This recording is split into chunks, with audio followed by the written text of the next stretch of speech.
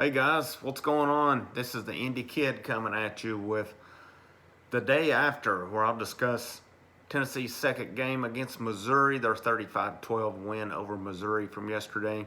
And I'll be coming to you each week on Sundays, kind of give it a day to simmer, kind of let the emotions go, and then come in maybe talk logically instead of just talking on emotion. But coming to you on behalf of the Talkin VAWLS Network, Talkin VAWLS Wednesday nights, 7 p.m. Eastern Standard Time.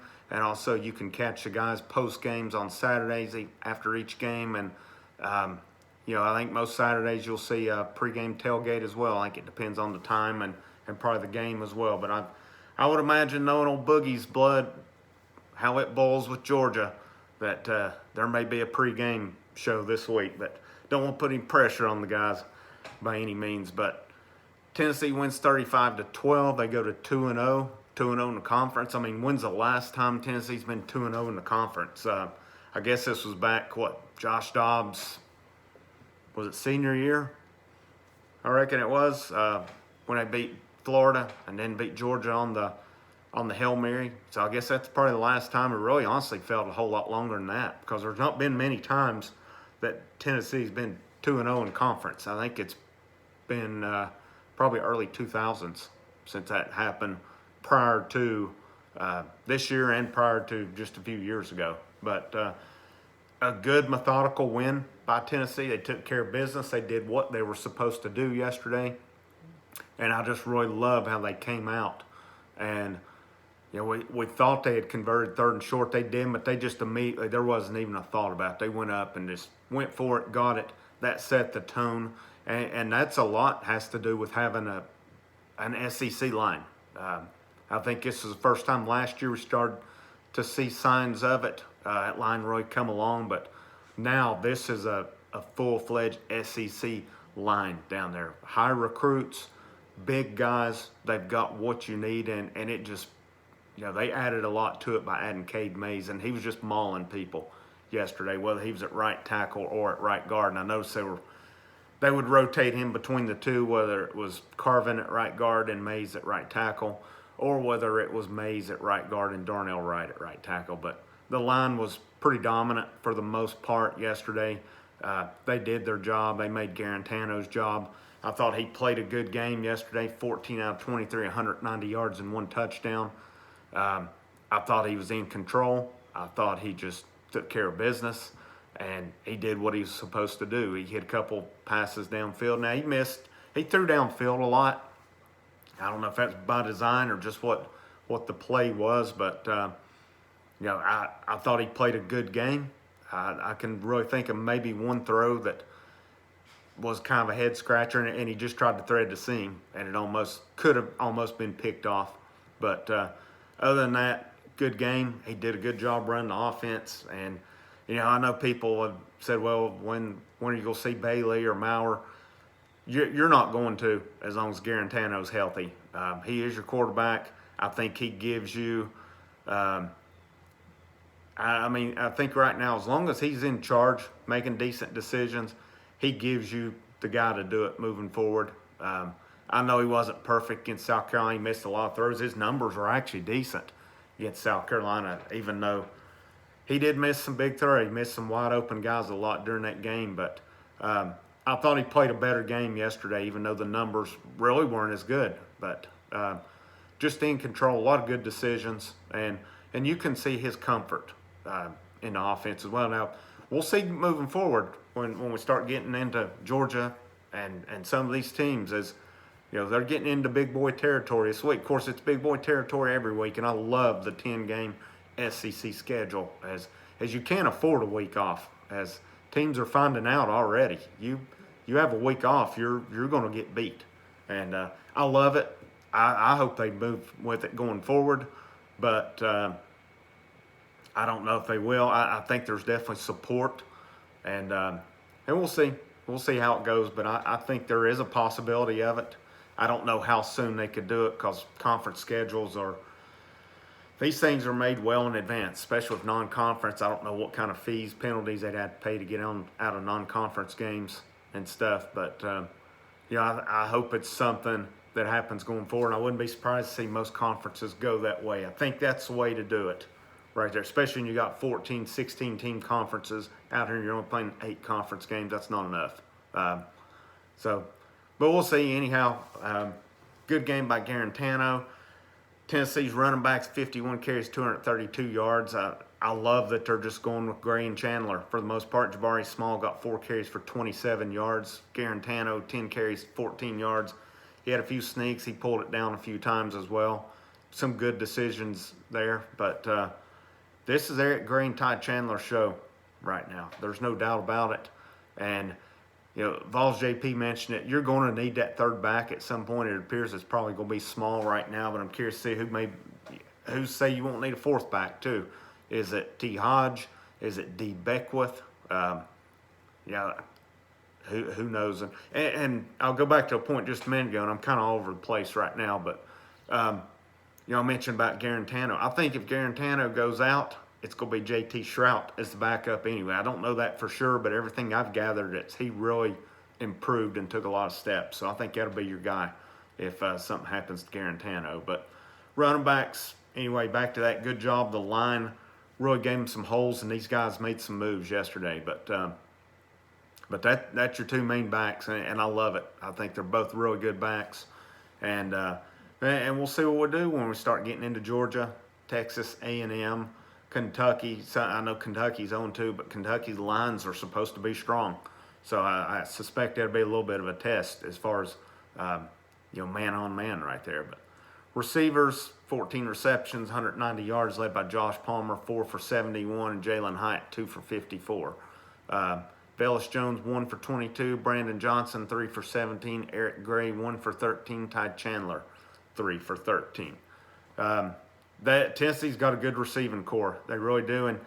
And Ramel Keaton's absent on here. And Boogie mentioned it in the postgame yesterday, how he's really kind of been struggling right now. But I think I know the talent is there with Ramel Keaton. It's just a matter of putting it together right now. He showed out in the bowl last year, and I expect he'll have some big games moving forward. But he has struggled a little bit the first 2 games.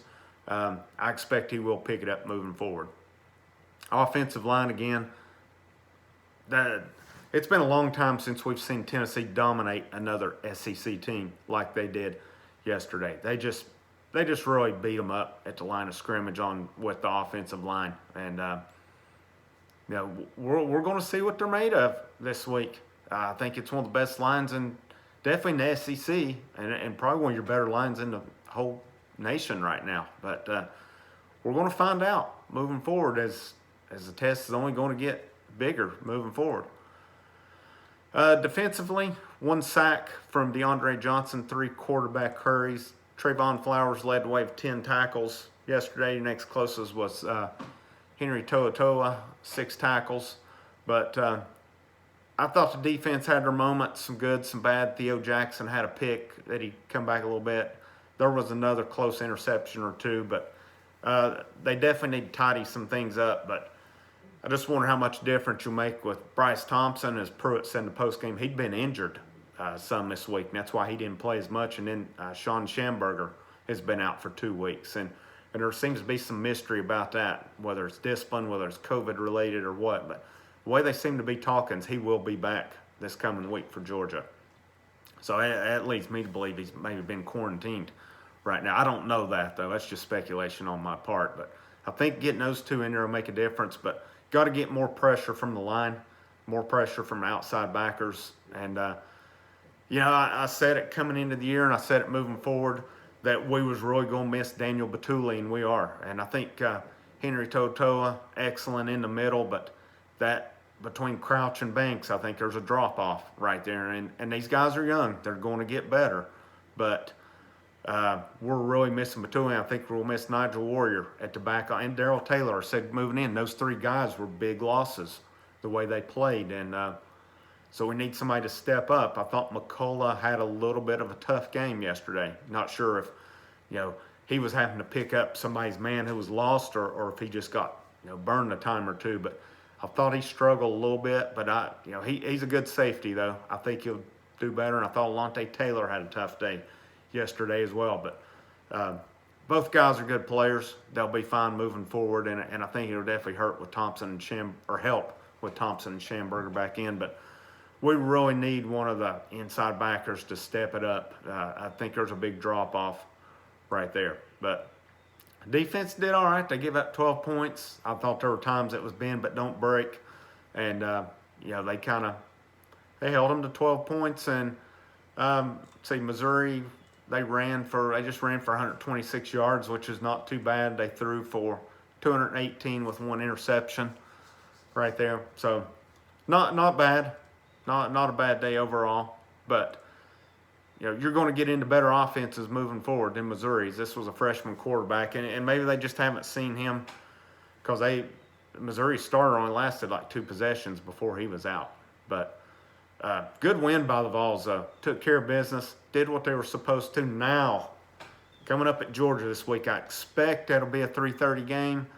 Maybe I'm wrong on that, but I think really the only other choice to me looks like Florida and A&M, and I would think after A&M got bashed yesterday that you're probably going to have Tennessee and Georgia, especially after the way Georgia looked against Auburn last night. They looked really good.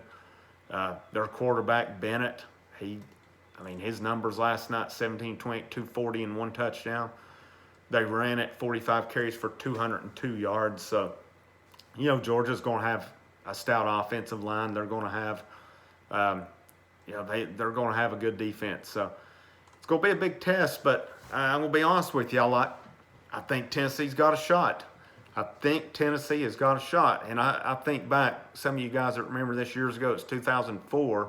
Eric Angel was quarterback, and the week before Tennessee was going to Athens, Tennessee had gotten blitzed by Auburn.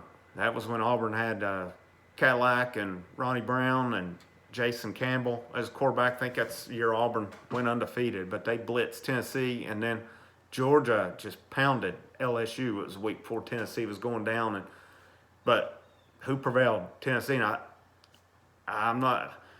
don't know. I'm confident. I don't know why, and I may be wrong on this, but Tennessee has a shot to go to Georgia and win this week. Whether they do, I don't think I would bet on it, but I think that we'll say I think you make Stetson Bennett beat you if possible. I don't think you want to let Georgia just run on it. I think you let Bennett, if he beats you, he beats you. Georgia's strength is always running the ball anyway. They've had some good quarterbacks for sure, but their running backs are what's made them click. And Georgia's going to have a stout defense. There's no doubt about it. They gave Auburn fits yesterday. But interested, I expect a 3:30 game. Who knows? Maybe it's a 7:30 game. But either way, I expect Tennessee to come down there ready to play. Again, we'll see. I think we have a shot. I think we have a real shot to go down there and go 3-0 in conference for the first time in a very, very long time. But that's going to wrap it up for me this week. It's good to be 2-0. It's nice to have what resembles a football team in Knoxville again. It's been a while since we had that. 8-5 last year. They turned the corner after the mid part. I thought the Alabama game was the turning point in the season because they really hung with them regardless of what the score said last year. And now you're starting to see an SEC football team that's still a work in progress. But these guys can line up and I think play with most teams, if not all teams in the conference. I'm not saying they can beat everybody in the conference because it is going to be a test to beat Alabama, Florida, Georgia. I'm not sure there's anybody else in the conference that they can't beat, though. LSU was overrated coming in. Auburn's overrated coming in. I fully expect that. A&M's going to be a tough game as well. I think Tennessee has a shot to have a really good year, especially when it's a 10-game conference schedule. But we'll see. Good win. Good job yesterday. Good methodical, take care of business win. And we'll move on and do it this week. But appreciate you guys tuning in, and I'll see you each Sunday. Make sure you're tuning in. Talkin Vols Wednesday night, 7 p.m. Make sure you hit that like button. Make sure you hit subscribe. And last thing I'll just say to you is go Vols. Beat them dogs.